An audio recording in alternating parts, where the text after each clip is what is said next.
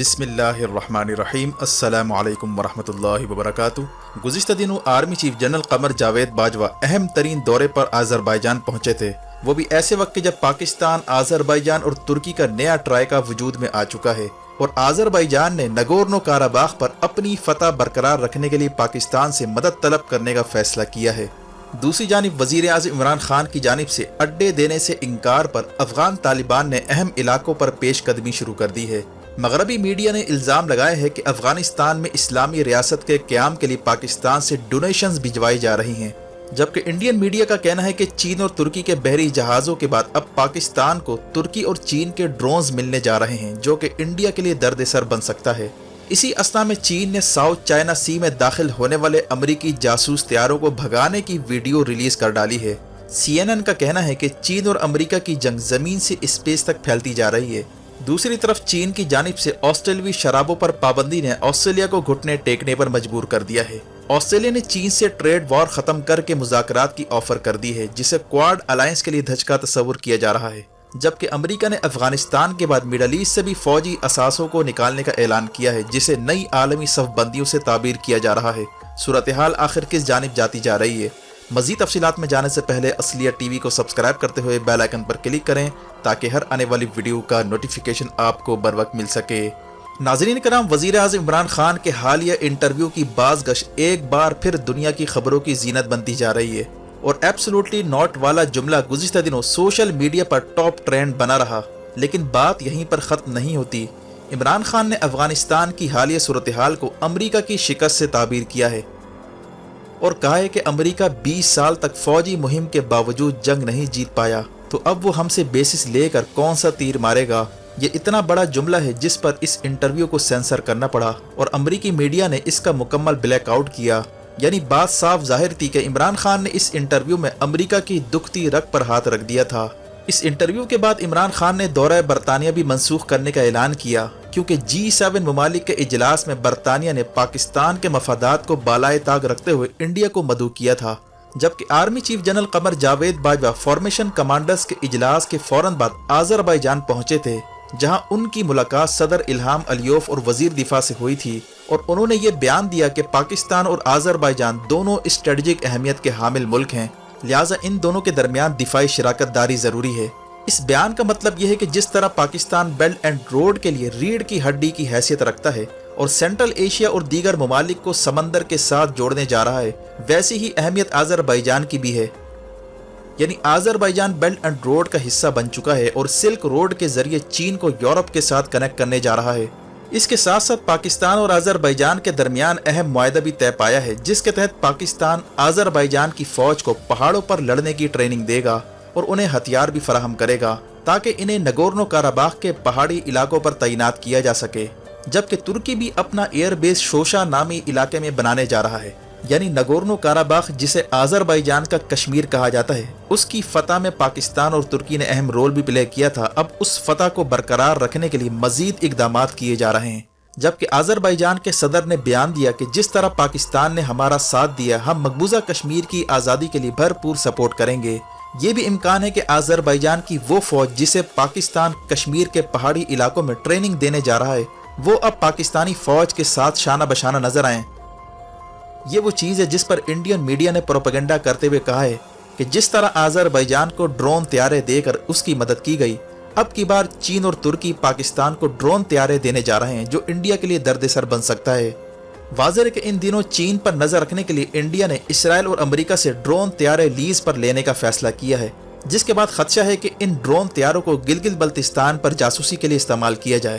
اسی لیے پاکستان نے ڈرون طیارے لینے کا فیصلہ کیا ہے، کیونکہ وزیر اعظم عمران خان کا امریکہ کو اڈے دینے سے انکار پر گلگت بلتستان اور بلوچستان پر دباؤ بڑھایا جا سکتا ہے، اور انڈیا نے حال ہی میں الزام لگایا ہے کہ جموں کشمیر اور بھارتی پنجاب میں ڈرون طیارے بھیجے جا رہے ہیں۔ اس صورتحال میں دفاعی حلقوں کا کہنا ہے کہ مشرقی اور مغربی بارڈر پر آنے والے دباؤ سے نمٹنے کے لیے سخت مانیٹرنگ کا نظام وضع کرنا ضروری ہے، کیونکہ اب امریکہ کی ایما پر بھارت کو مشرقی بارڈر پر پش کیا جا سکتا ہے۔ دوسری جانب پاک افغان بارڈر یا پاک ایران بارڈر پر حالات خراب کرنے کے لیے مقامی لوگوں کو بھی استعمال کیا جا سکتا ہے۔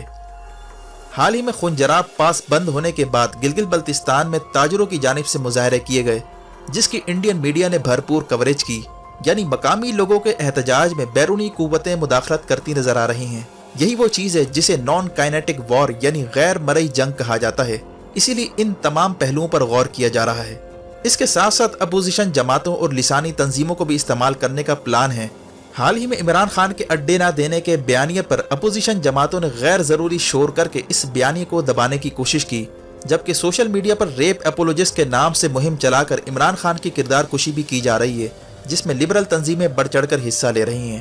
یعنی اڈے نہ دینے پر خفیہ طاقتیں عمران خان کی ساکھ کو نقصان پہنچانے کے درپے ہو چکی ہیں، جبکہ انڈیا کی جانب سے گلگت بلتستان میں چینی فوج کے انسٹرکٹرز کی موجودگی کا بھی پروپیگنڈا کیا جا رہا ہے۔ انڈیا کا کہنا ہے کہ گلگت بلتستان اور سی پیک پر خطرات سے نمٹنے کے لیے الگ سے ملٹری یونٹ تیار کیا جا رہا ہے، جس میں تعاون کے لیے چینی فوج کے انسٹرکٹرز بھی پہنچ چکے ہیں۔